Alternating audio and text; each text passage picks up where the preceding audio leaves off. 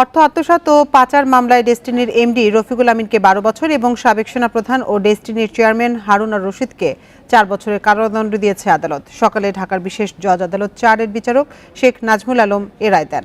এছাড়া মামলার 46 আসামির মধ্যে সৈয়দ সাজ্জাদ হোসেনের 9 বছর এবং ফারাহ দিবা ও শেখ তৈয়বুর রহমানকে 8 বছরের কারাদণ্ড দিয়েছে আদালত। এছাড়া অন্য আসামিদেরকেও বিভিন্ন মেয়াদে সাজা দেওয়া হয়েছে।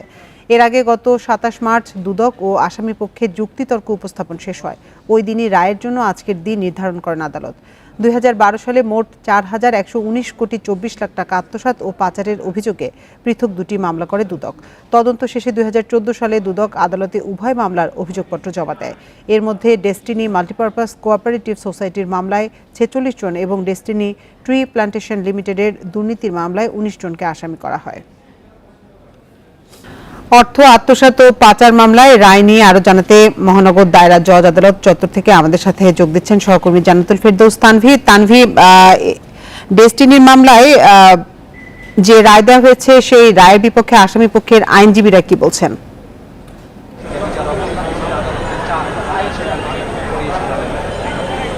আজকে ডেস্টিনির এটি কিন্তু সে সময় ডেস্টিনি 2000 লিমিটেড যারা গ্রাহকদের কাছ থেকে টাকা নিয়ে সেই অর্থ আত্মসাৎ করেছেন এবং পরে তা পাচারের অভিযোগ করা হয়েছে এবং মোট 4,500 কোটি টাকার মতো অর্থ বিভিন্ন Destiny multipurpose cooperative society Destiny tree প্ল্যান্টেশনের যে দুটি প্রজেক্ট ছিল সেই প্রজেক্টের মাধ্যমে আত্মসাৎ করে পাচার করা হয়েছে বলে অভিযোগ উঠেছিল এবং সেই মামলায় ডেস্টিনির চেয়ারম্যান এমডি সহ মোট 46 জনের বিরুদ্ধে এই আজকে রায় দেওয়া হয়েছে।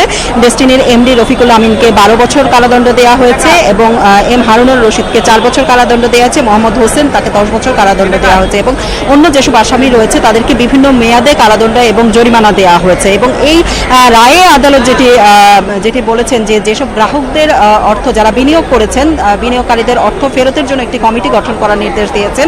যেই কমিটির প্রধান হবেন সুপ্রিম কোর্টের একজন সাবেক অবসরপ্রাপ্ত একজন বিচারপতির নেতৃত্বে একটি কমিটি গঠন করা হবে। যেই কমিটিতে থাকবেন একজন যুগ্ম সচিব পদমর্যাদার কর্মকর্তা, একজন চার্টার্ড অ্যাকাউন্টেন্ট, একজন ব্যাংকের এমডি এবং একজন রিনাউন্ড একজন অর্থনীতিবিদের নেতৃত্বে একটি কমিটি গঠন করা হবে। যেই কমিটি বিনিয়োগকারীরা যেসব টাকা বিনিয়োগ করেছিলেন সেগুলো পুনরুদ্ধার করে বিনিয়োগকারীদের কীভাবে অর্থ ফেরত দেওয়া যায় সেই বিষয়ে কাজ করবেন। মানি ডিসবার্সমেন্ট কমিটি হিসেবে এই কমিটিটি গঠন করার জন্য সংশ্লিষ্ট মন্ত্রণালয়কে নির্দেশ দিয়েছে আদালত। একই সাথে আদালত বলেছেন এ ধরনের অর্থ আত্মসাৎ সংক্রান্ত মামলাগুলোতে সাধারণত যে সময়টি লেগে থাকে সেই সময়টি আসলে যেহেতু আসামিদের সংখ্যা বেশি ছিল সেই কারণে সাক্ষী এবং সমস্ত তথ্য প্রমাণ নিশ্চিত করতে যে সময় নিয়েছে সেই সময় অনুযায়ী করা হয়েছে। তবে এ ধরনের রায় যাতে দৃষ্টান্তমূলক হয়ে থাকে সেই কারণে জরিমানা এবং দৃষ্টান্তমূলক শাস্তি যেহেতু সর্বোচ্চ শাস্তি 12 বছর সেই কারণে ডেস্টিনির এমডি রফিকুল আমিনকে সর্বোচ্চ শাস্তি 12 বছর দেওয়া হয়েছে। তবে এখনও আমরা রাষ্ট্রপক্ষ এবং আসামি পক্ষের আইনজীবীদের কারোর সাথে কথা বলতে পারিনি, কারণ যেহেতু রায়টি একটি বড় রায় তারা সেই রায়টির বিস্তারিত জানার জন্য এখনো আদালতে অবস্থান করছেন। তারা আদালত কক্ষ থেকে বেরিয়ে আসার পর সাংবাদিকদের সাথে কথা বলবেন বলে জানিয়েছেন। আদালত প্রাঙ্গণ থেকে জানাচ্ছিলেন সহকর্মী জান্নাতুল ফেরদৌস তানভি।